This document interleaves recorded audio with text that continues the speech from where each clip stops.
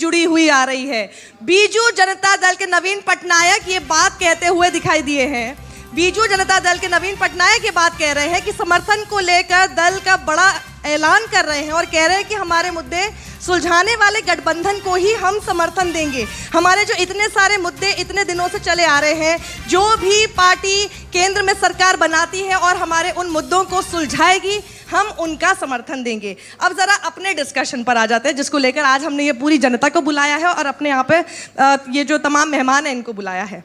मुसलमान के वोट को लेकर लगातार ये बात होती है, जो विपक्षी खेमा था वो हमेशा से मुस्लिम के वोट को लेकर ही अपने आकलन कर रहा था कि हम जीतेंगे या नहीं जीतेंगे। और आपने देखा होगा कि उत्तर प्रदेश में जब गठबंधन की तैयारी हुई तब लगातार कांग्रेस को यह बात बोली जा रही थी गठबंधन की ओर से कि आप हमारा वोट काटेंगे, आप हमारे साथ अगर गठबंधन में आएंगे तो हम और ज्यादा बड़ी सीटों से हरा सकते हैं भारतीय जनता पार्टी को। लेकिन कांग्रेस ने अपने उम्मीदवार उतारे और 4 दिन पहले ही एक बयान हमने सलमान खुर्शीद का भी सुन लिया था, जब उन्होंने कहा था कि जो मुसलमानों का वोट था वो बट गया। कुछ दिन पहले हमने अरविंद केजरीवाल का भी बयान सुना, जिन्होंने दिल्ली को लेकर कहा कि 48 घंटे में ऐसा न जाने क्या हो गया कि मुसलमानों का वोट कांग्रेस की तरफ चला गया। तो ये मुस्लिमों का वोट क्या आखिर बटा है? इस पर बात करने के लिए हमारे साथ इस वक्त विजय राठी जी हैं, जो कि प्रवक्ता है समाजवादी पार्टी के। बहुत बहुत स्वागत है इनका।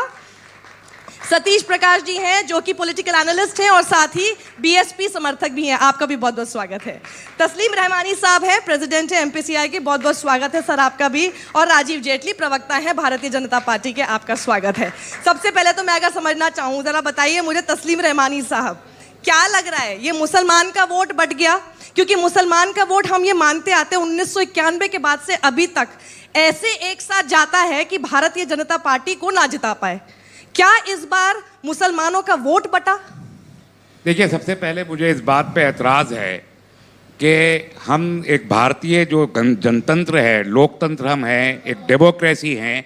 इस डेमोक्रेसी में अगर हम ये मुद्दे उठा रहे हैं कि मुसलमान का वोट कहा गया और हिंदू का कहा गया और सिख का कहा गया, और उसमें भी उन सब का न लेके खाली मुसलमान के वोट पर बात करें, तो मैं समझता हूं कि ये डेमोक्रेटिक तरीका नहीं है बात करने का। एक बात, बिल्कुल सही बात कह रहे हैं, लेकिन देखिए असलियत ये है कि चुनाव इन्हीं मुद्दों पर लड़े जा रहे हैं। आप कितना धर्म और जाति को दरकिनार कर दीजिए, लेकिन जब आप लोग अपने टिकट की मेरा ख्याल है कि आप भारतीय जनता पार्टी के प्रवक्ता से अगर पूछे तो वो भी मेरे साथ इस बात में साथ देंगे कि चुनाव इस मुद्दे पे नहीं लड़ा जा रहा कि ये हिंदू का वोट कहा जा रहा है और मुसलमान का वोट कहा जा रहा है। चुनाव लड़ा गया था शुरू में विकास के मुद्दे पे, बाद में नेशनलिज्म के मुद्दे पे। यही 2 मुद्दे थे, हिंदू मुसलमान नहीं था। आज जब ये बात की जाती है और खास तौर पर मुसलमान का नाम लेके, तो कहीं ना कहीं दिल में ये शक पैदा होता है कि जो मेनका गांधी जी ने कहा था कि मुसलमान हमको वोट दे तो हम उनके काम करेंगे, अगर आप वोट नहीं देंगे तो फिर हम आपके काम कैसे करेंगे। क्या इलेक्शन का रिजल्ट आने से पहले मुसलमान का मुद्दा उठा के कि उन्होंने किसको वोट दिया, मुसलमानों को आइसोलेट करने की कोशिश की जा रही है? ठीक है राजीव जी, बात उनकी बिल्कुल सही है और सुनकर बहुत अच्छा भी लगता है। हम भी ये चाहते हैं, मुझे लगता है कि एक जो है लोकतंत्र में सब लोग यही चाहते होंगे कि इसी तरह से वोट होना चाहिए। आप हो सकता है कैमरे पर आप भी ये बात बोल दें, पीछे से क्या होता है सबको पता है। सबको पता है इस पूरे चुनाव में, 7 चरणों के चुनाव में जो बयानबाजियां हुई हैं वो मुसलमान के पक्ष में अपना जो है समर्थन लेने की हुई है, या फिर मुसलमान दूसरी तरफ ना चला जाए इस डर के नाते हुई है। हर समय मुसलमान को लेकर ही बयानबाजियां हुई है, फिर क्यों? तस्लीम रहमानी साहब बहुत लंबे वक्त से डिबेट करते आ रहे हैं। मैं पिछले 1 साल से इनको देख रहा हूँ, मुसलमानों के मुद्दे उठाते हैं।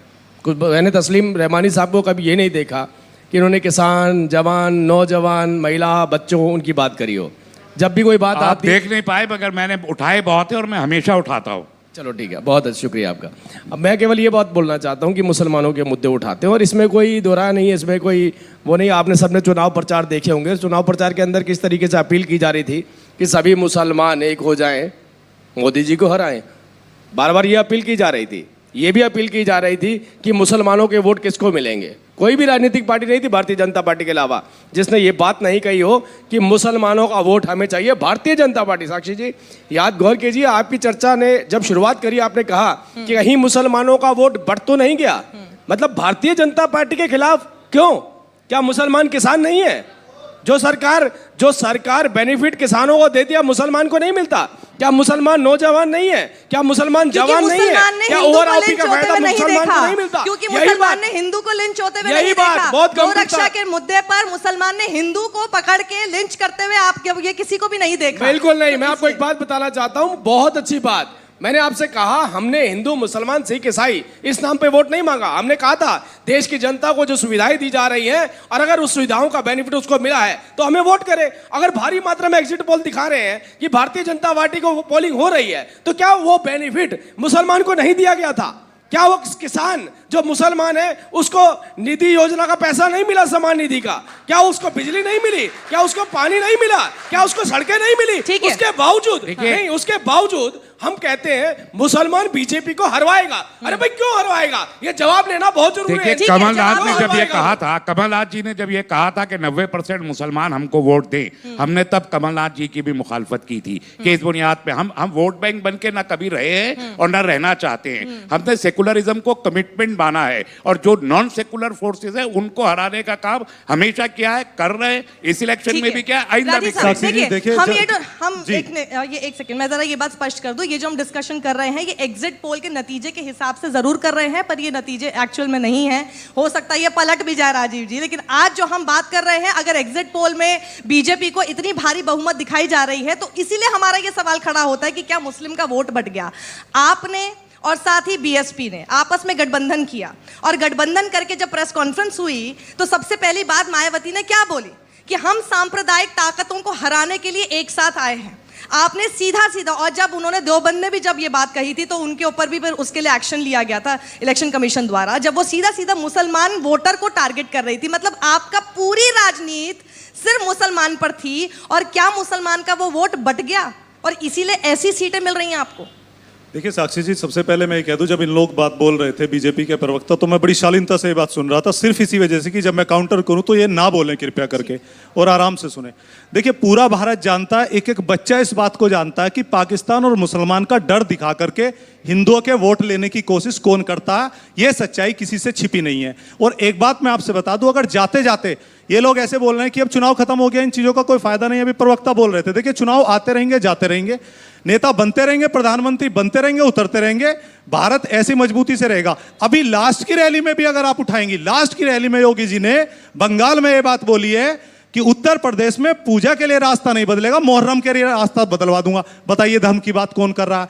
यह चाल चरित्र चेहरे वाली जो पार्टी कहती है, इन्होंने शुरुआत, मैं आपसे बता दूं, प्रधानमंत्री जितना बड़ा चेहरा है, ये चुनाव विकास के मुद्दों पर अगर चल भी रहा था, उन्होंने मेरठ से सबसे पहले शुरुआत करी थी शराब की। क्या होता है शराब? ये वर्ड उन्होंने नया इजाद किया था और वहीं से इस गंदी भाषा का ये नेता बोलते चले गए। और देखिए इन्होंने 4-5 लोग ऐसे छोड़ रखे हैं जो हमेशा विपक्ष को, चाहे वो समाजवादी बसपा गठबंधन हो, मुसलमानों को और पाकिस्तान को लेकर के बयानबाजी करते हैं और प्रधानमंत्री चुप रहते हैं। सुनिए, प्रधानमंत्री चुप क्यों रहते हैं? वो चुप इसलिए रहते हैं कि वो चाहते हैं पहले जहर घुल जाए, जब पूरा उसका असर लास्ट तक पहुंच जाता फिर वो कहते हैं कि कानून सबके लिए समान है। इसका एग्जाम्पल, सबसे बढ़िया एग्जाम्पल इसका गुजरात में था। जब गुजरात में उत्तर भारत के और बिहार के लोग पिटे, जब 10-10 हजार लोग ट्रेन में बैठकर आए, 6 दिन मैं भी सुन रहा था, प्रधानमंत्री जी ने चुप्पी नहीं तोड़ी। और उसके बाद जब यहां सुर उठे उत्तर प्रदेश में कि प्रधानमंत्री जी आप बनारस में घुस के दिखाइए, उन्होंने कहा कि गुजरात में मुख्यमंत्री को अपना काम करना चाहिए। देखिए सच इस बात का यही है कि आज इन लोगों ने ये डर दिखाया है और कहीं ना कहीं ये जो गठबंधन है, आप मुझे बताइए, महामिलावटी बोलते हैं, प्रधानमंत्री जी के पास अगर डिग्री होती, ऐसे